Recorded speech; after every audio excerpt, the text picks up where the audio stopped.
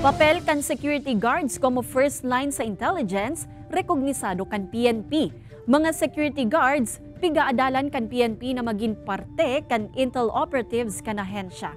Ang detalye aramunta sa pagtutok live ni Chris Novello. Chris?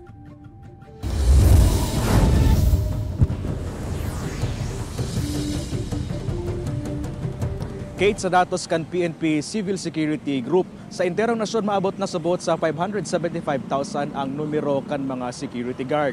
Nadakula subot ang meritabang sa enforcement o intel enforcement kan mga otoridad. Duwang dekada ng security guard si Domingo. Saloy na panon subot niyang CQ kung sa insa establishmento na siya na-assign.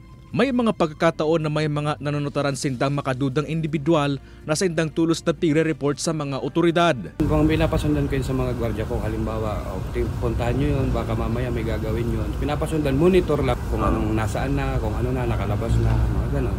Katakot kay ni pigiadalan ngunyan kan Philippine National Police na maging partean mga security guard kan sindang intelligence operatives. Sigun sa kapulisan, dakula na may tatabang kan mga ini sa intelligence gathering como force multipliers.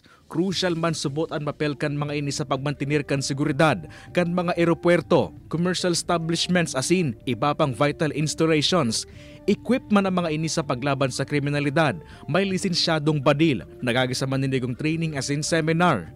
Since yung mga security guard kasi natin, sila yung day-to-day nakaka-encounter ng community directly. So sila rin yung maraming at kalat sa mga establishments na most likely nagiging biktima din.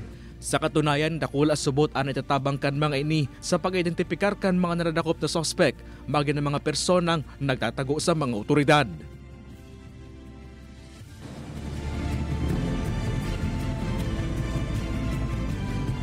Kate, mantang pigahalat ang guidelines, mas iraraman subot sa maniligong training asin man seminar an mga CQ.